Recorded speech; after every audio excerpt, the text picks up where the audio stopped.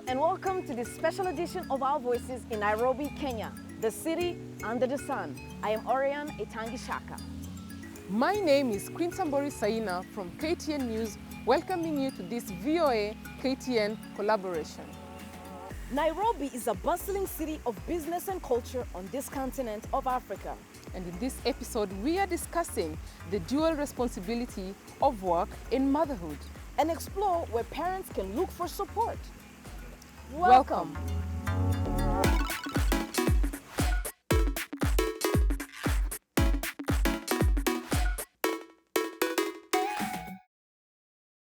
As much as she might want to take care of her child, this is not the place for it. And I therefore direct that she immediately withdraws, and she may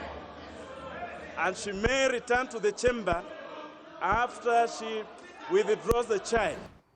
From Argentina to Italy to New Zealand, even here in Nairobi, working mothers and politicians are demanding that they be enabled to do their jobs with the support of the institutions they work for.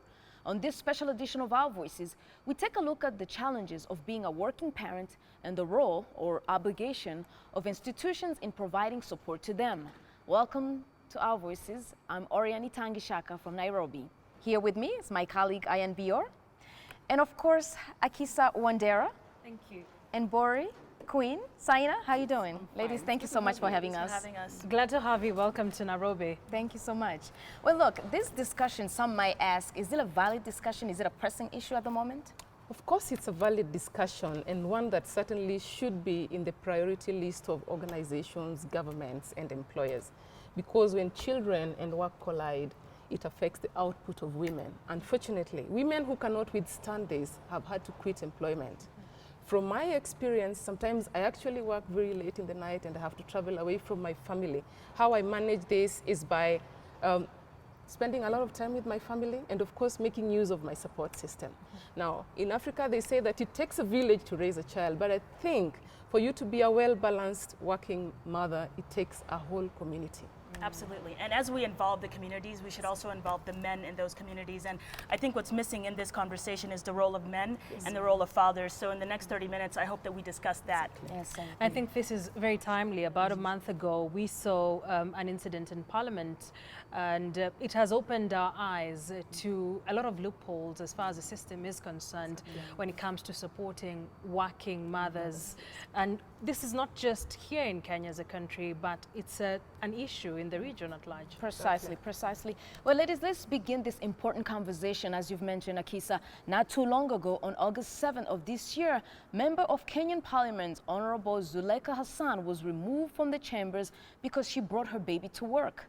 The move by Honorable Hassan highlights the growing demand to make work environments friendlier places for children and their parents.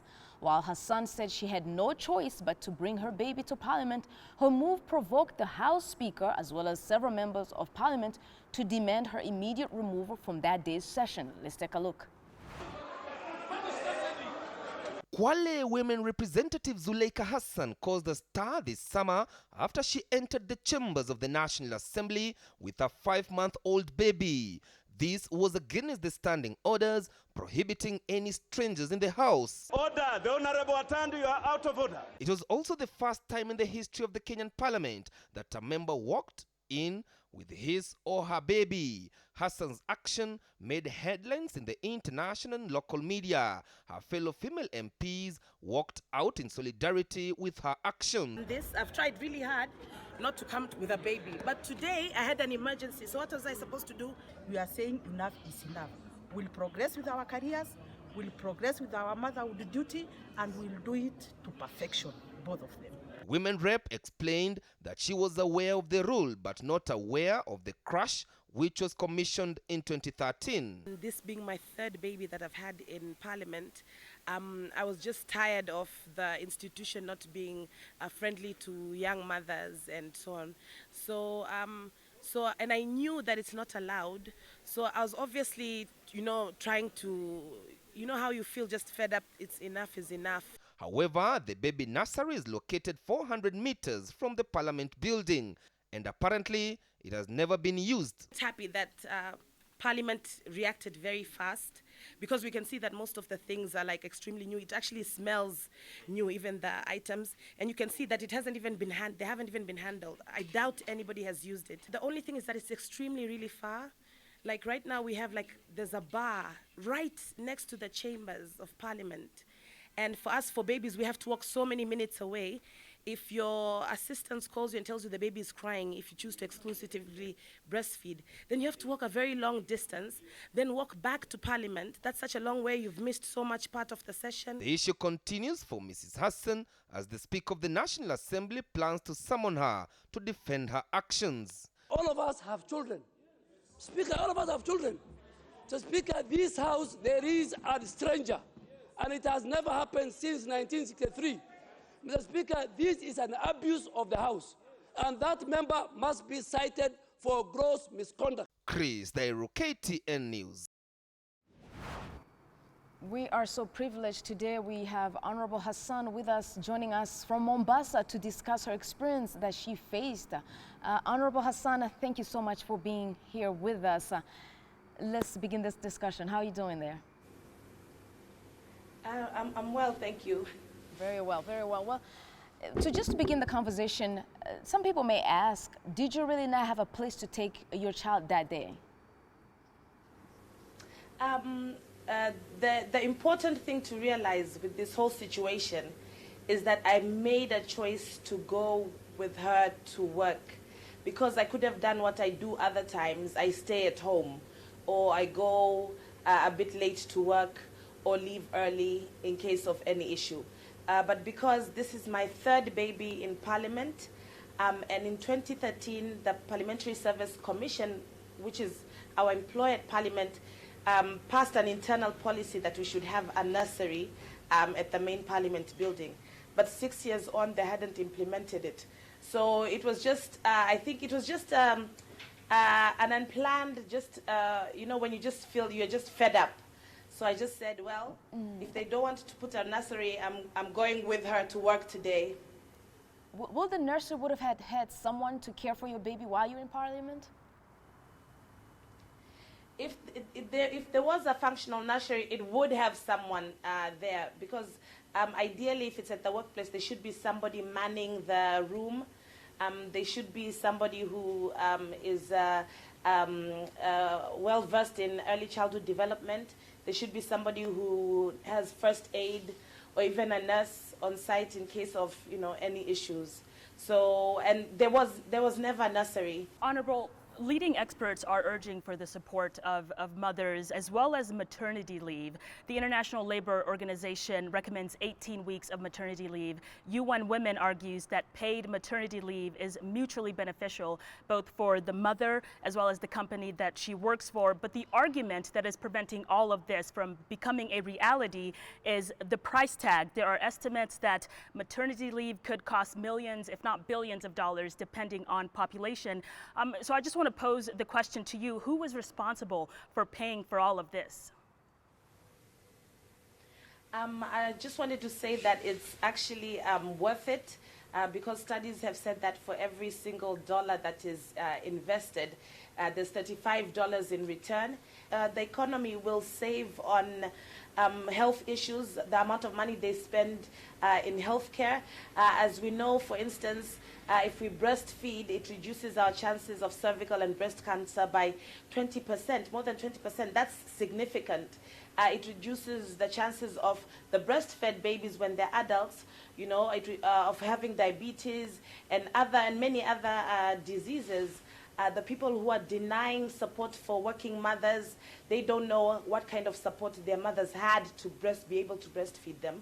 So I just think it's an excuse, and I think it's a way in which, because now women are leaving their traditional working roles, I think it's a way with some patriarchs to try and keep women away from the workplace, to try and... Honorable Zuleikha, this happening to you as a member of Parliament and a senior politician in this country opens our eyes to then what is happening to women across Kenya who don't have the privileges that you have from this particular incident that many might want to look at as a publicity stunt.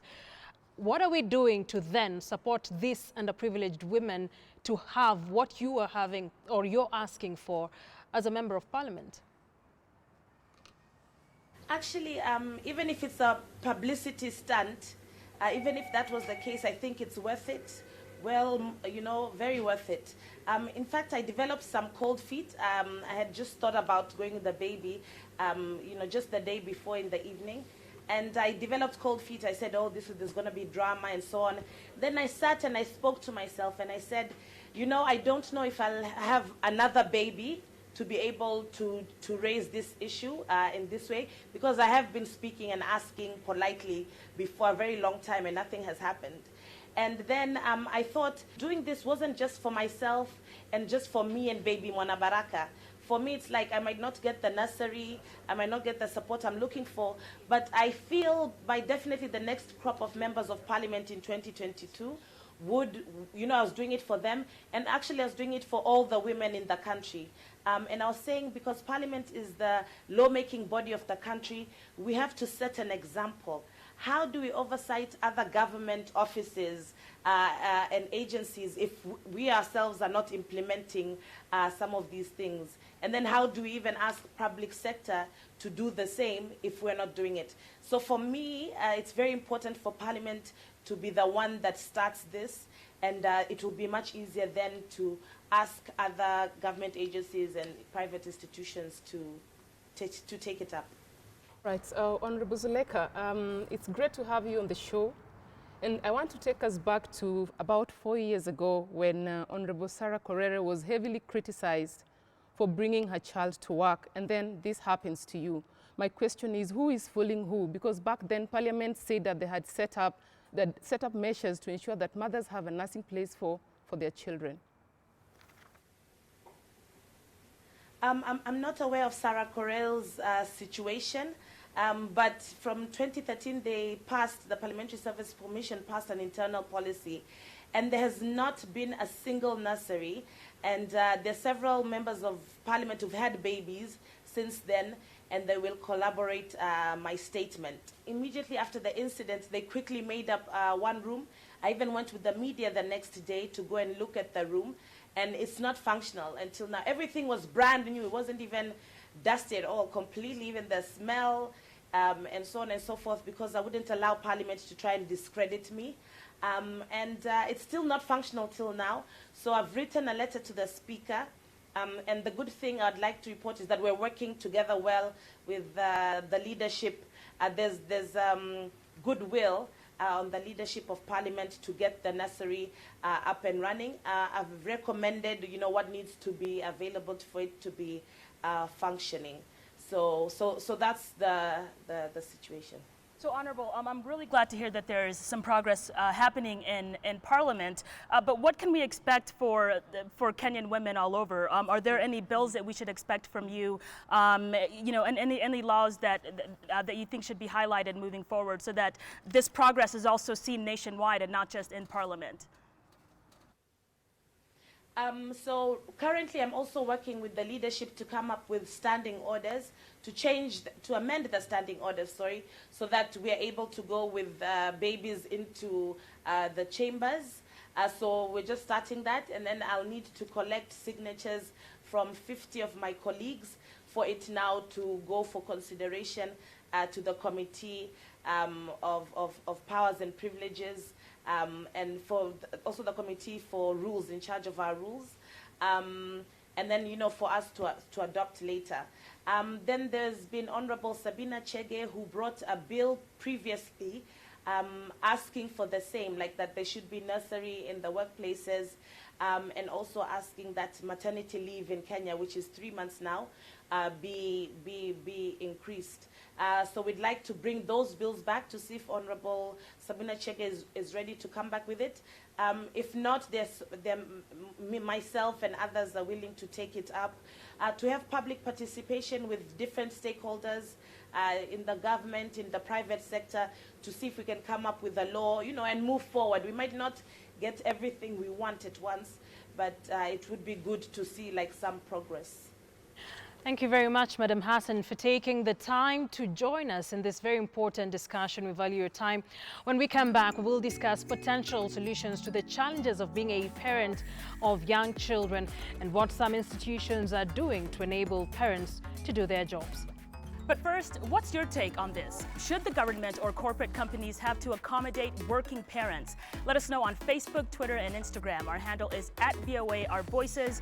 But if you are like me and you prefer to text, our WhatsApp number is on your screen. We'll be right back. Like Voice of America on Facebook. Follow VOA on Twitter.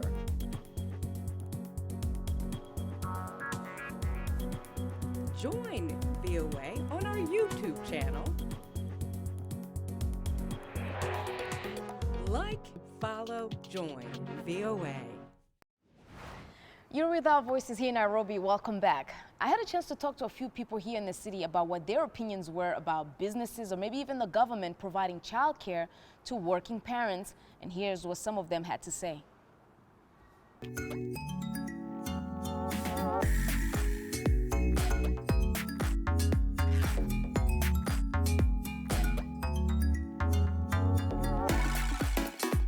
I'm a mother of two. I've been working for the last 23 years. The same challenge I've had when I was a young mother, I realized there's still the same challenge with the current mothers.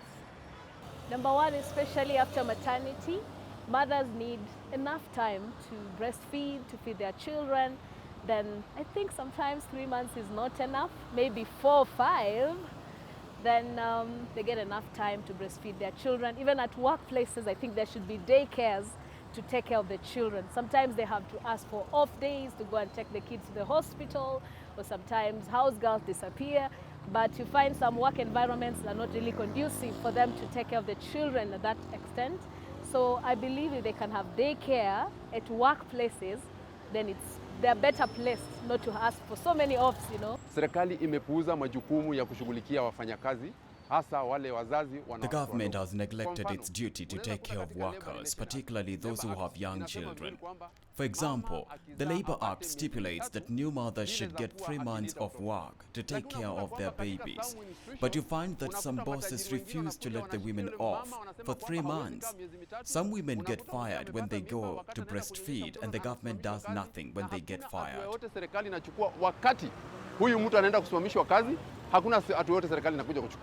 From the company, they should actually give us like a bit of time off. I don't know, for the woman, because you really jungle a lot. Is it your work? Is it your family? Is it your what? Sometimes you should just have like I don't know, I'm pushing it, yeah? Probably a day for the woman. Let you just relax. Let's go to the spa. Let's have fun as the girls and just reconnect with me. Because let me tell you, motherhood is not a joke. It's not a walk in the park, right? Yeah. The government should support the mothers or the parents with money to support their children, because some of them, you might find a parent having children, yet they don't have money.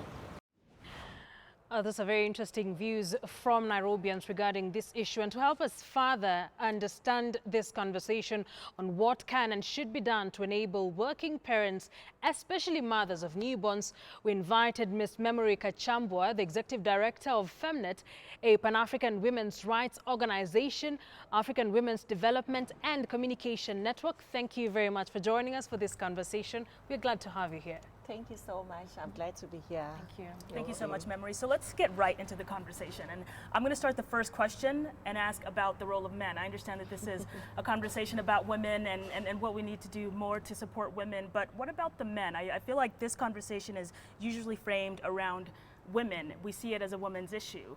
What do you think our dads could do, our brothers could do? So I think the role of men is already contested, because men historically feel that women being in the workspace is taking up their space, because traditionally the formal sector in terms of men going to work was seen as the sector for men, yet women were supposed to be in the domestic realm. So that already creates like a layer of contestation in terms of what are women doing in this space, and that the way the workplace has been designed for men. For men. Yeah. Men doing their roles with a supporting woman as a wife doing the domestic work. So I just want to introduce something in terms of the role of men, as it's important for them to work with other men, to also convince other men to take up gender roles, to take up household roles, which will support the work that the women will be doing in the workplace. So men have a responsibility to make sure that that place is more inclusive for women and that it does not continuously exclude women from that space. So then the Health Act 2017, Section 71, around the issues of breastfeeding mothers, requiring employers to ensure that there are spaces for lactating, you know, for breastfeeding, and even giving mothers intervals where they could go and breastfeed their children. As Femnet and with your work championing for such rights, what are your thoughts around this? Employers have really come out to fight this, but do you think if this happens, will be a win for women? Absolutely. It should not even be questioned. So it should just be a standard. And what we really are pushing for is for the workplace to have the spaces that allow women to still have their reproductive role, but still perform their work. And I think this all starts with the policies, like the labor policies, in terms of actually making sure there is provision for paternity leave. Because if men also start participating in the whole reproductive cycle, they'll then understand why it's important to have a breastfeeding space for women. So companies or private sector organizations should actually make it mandatory for men to have paternity leave and to go for those paternity leave. And if it's 2 weeks or whatever, it's actually helping the mother and not so much a time for them to have space. So once we have, it's more like a mind shift, more like a change in terms of the notions that the work that women do is very important. So we need to really start shifting that mindset, because once you shift that mindset, then you create the policies that will work. And I think Kenya is a good example of Safaricom in terms of what they've actually done. And there's always a question around, it's so expensive to build a feeding room, but is it expensive to put up a toilet? Is it expensive to just have a basic work structure? So in that same way, budgets, people who make budgets, it's that important. So it's important, In addition to what you're saying, what's being done in Kenya, you know, are there some other good practices elsewhere on the continent that can be replicated? Just instead of reinventing the wheel, are there some lessons learned in some countries that you've seen that can be done here or in the next countries? Yeah, so in Zambia, for example, they have what they call Women's Day. So one day in every month, a woman is allowed to have her day off, and it's actually paid for. So when South African women went into parliament, one of the things that they realized is that the terms in terms of the parliamentary session were clashing with the school holidays. So they didn't have enough time to spend with the children. So what they did is they actually lobbied to make sure that the parliamentary sessions were actually synchronized together with the school holidays, and that allowed them to spend more time with children. But it just didn't benefit the women themselves, but it also benefited the man and the whole family. That's awesome. So that's an example. Wow. Yeah. Thank you, Memory. Before we let you go, do you think superwomen exist in today's world, and is this a perfection that many working mothers should strive for? Hell no. We never ask that question for men to be supermen. And in terms of balancing the work, it's a responsibility that I think that everyone should actually take in terms of having the policies that allow women to be able to work and function very well within the workforce, as well as men do. So that should actually be more like a policy level issue, and that should also be a change in terms of the attitudes that we should be pushing for. No superwoman. I don't believe in people being super. It's an illusion, isn't it? And it's just too much pressure on women. Women are super already. I don't think there's any reason why we should say superwoman. I love that. Very interesting. Thank you, Memory, for your invaluable contribution to this very interesting conversation. Definitely. Girls, you must agree with me that that is one very memorable conversation. It is. Anyway, after the break, we'll introduce you to people who have done incredible work in advocating for the support of parents in the workplace, here in Kenya and elsewhere on the continent. Do stay tuned.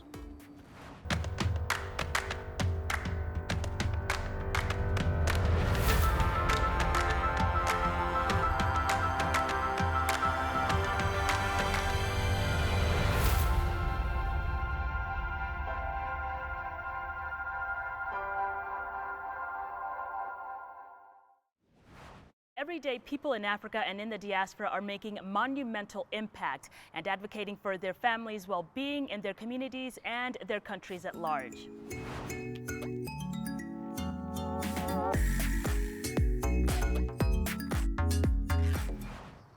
Now, this week we are watching Dr. Mary Wayego, a neonatologist at the Pumwani Maternity Hospital here in Nairobi, who also heads the technical committee of Kenya's first ever human milk bank. She works tirelessly to make sure that mothers have safe breast milk for their newborns, a strong recommendation from the World Health Organization for mothers who are unable to breastfeed for health reasons or simply due to being in the workforce. You know, that's really great, because I can imagine as a mother when I was breastfeeding, if I would have run out of milk or if I was sick or just didn't have it, I would have loved to have somewhere, have a breast milk bank where I can it's actually really amazing to give see to my children. Such initiatives in the country. Right. Yeah, it's awesome. fantastic. Well, this week we're also watching a man, former Kenyan Member of Parliament and gubernatorial candidate Kinoti Gatobu. In 2017, Gatobu proposed a law to provide for an option to extend maternity leave by another 3 months without pay. And of course, we know that that law did not pass. It will be also interesting to note that he was the youngest member of parliament when they were being sworn in to the 11th parliament at only 26. Wow, 26 years old. Yeah, and he was a man. The role of men and the role of the youth. But That's he incredible. tried. He tried for us. He did. He did. Well, we leave you with this African quote from Wajita people in northern Tanzania, Omwana ni wabone, which means regardless of a child's biological parents, its upbringing belongs to the community. And that's it for us this week. We want to thank KTN News for partnering with us on this co-production of Our Voices. On behalf of my colleague and I, Ian Bior, we want to thank our new friends, Akisa Wandera and Queen Mbori Saina. Yes. Thank you so much for having us. Thank you for coming. Yes, this was fun. And to our viewers, that's it. Thank you so much. Good day.